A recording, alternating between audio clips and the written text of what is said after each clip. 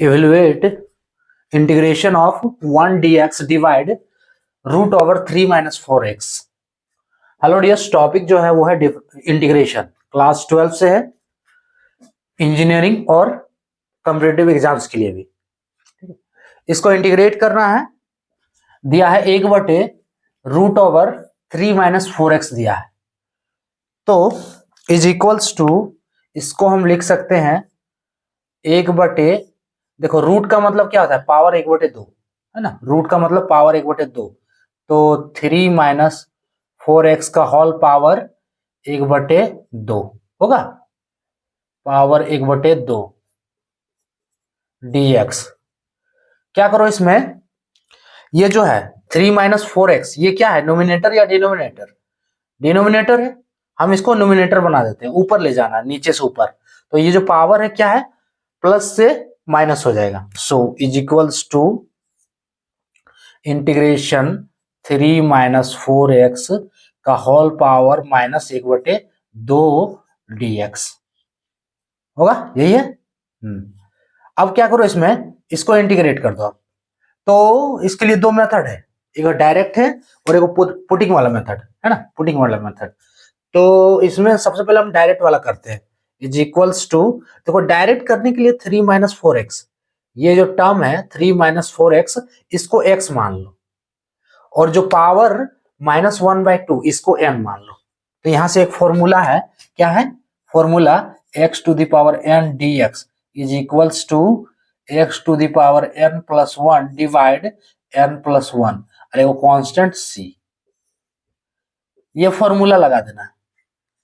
सो ये फॉर्मूला जब लगाएंगे तो x to the power, x के रूप में क्या है 3 माइनस 4x का होल पावर माइनस n के रूप में -1/2 प्लस 1 होल डिवाइड -1/2 प्लस 1।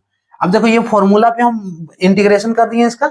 अब देखो इसमें एक कंडीशन और है, क्या है, देखो 3 माइनस 4x जिसको x माने, यहाँ पे x का कोएफिशिएंट देख रहा है, तो इसमें तो कोई वेरिएबल्स नहीं है, तो इसका तो 0। अभी इस यहाँ x है और इसका कोएफिशिएंट क्या है, -4 है, तो -4 से इस टर्म को डिवाइड कर देंगे, यानी कि इनटू 1/-4, क्लियर, प्लस c।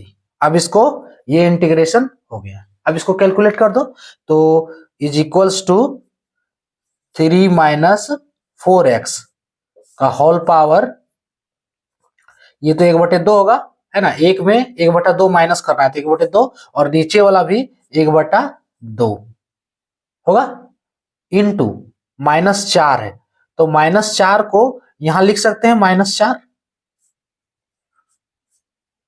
है ना। देखो ये इसी फॉर्म में है, ये अलग है, तो इसको सॉल्व किए तो 1/2 आया, और इसको -4, ठीक है, प्लस c। अब इसका कैलकुलेशन आगे हम बढ़ाएंगे तो ये काट दे रहा है, आप इसको ऊपर ले जाकर काटो तो भी वही है, और यहां से भी काट सकते हो तो कोई दिक्कत नहीं है, ठीक है। सो यहाँ -2 बच रहा है, तो फाइनली क्या होगा, -1/2। अब ये जो टर्म है पावर 1/2, यहाँ कोई भी टर्म है उससे कोई मतलब नहीं, ये पावर 1/2 है, इसको देखना है, ठीक है।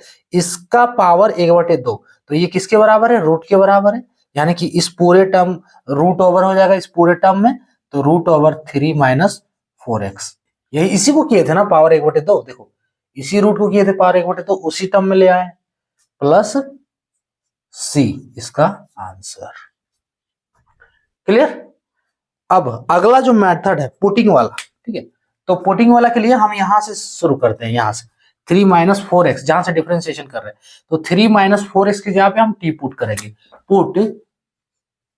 Put 3 minus 4x is equals to t, है ना। इसको देखो, इसको इंटीग्रेट कर, इस डायरेक्ट मेथड से लिए सिर्फ हम फॉर्मूला लगाए, ठीक है, और x का कोएफिशिएंट क्या है उससे हम डिवाइड कर दिए, ठीक है, x का कोएफिशिएंट -4 से डिवाइड कर दिए, ठीक है, उसके बाद कैलकुलेट कर देना, क्लियर, ये इसका आंसर हो गया।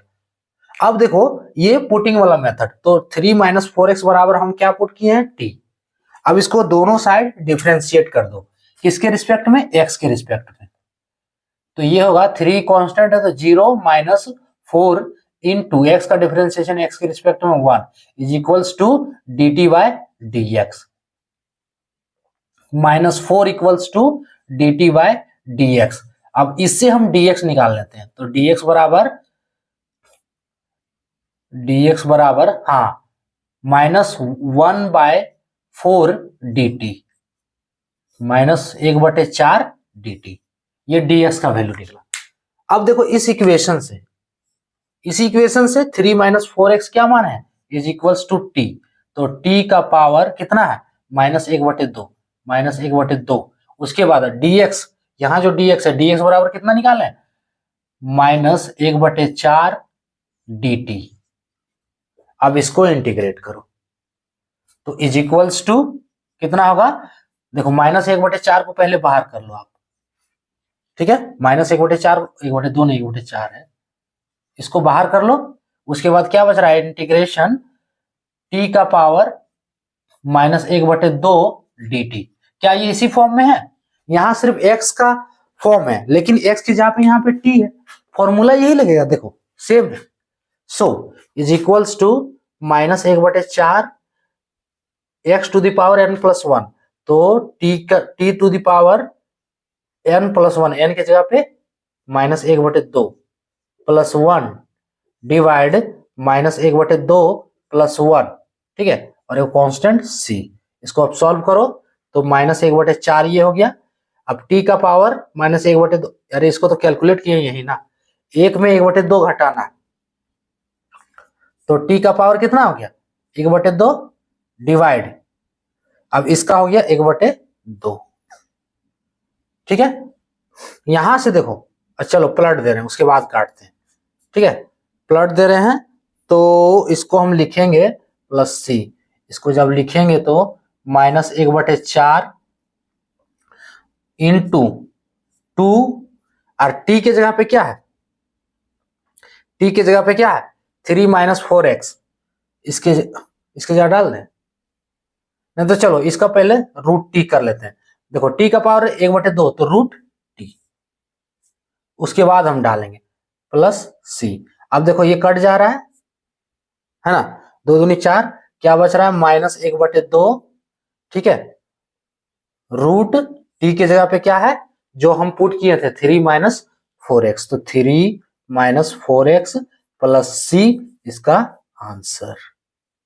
देखो दोनों कंडीशन में आंसर क्या है, सेम ही है, अब जिस कंडीशन से बनाओ आंसर इसका एक ही है, ठीक है। इसमें क्या किए थे कि 3 - 4x को t मान लें, दोनों तरफ डिफरेंशिएट करें और dx निकाल लिए, उसके बाद t जो माने t रख दिए, और dx का वैल्यू जो आया है यहाँ पे देखो dx है, इस dx का वैल्यू जो आया यहाँ पे इसको यहाँ डाल दिए, ठीक है।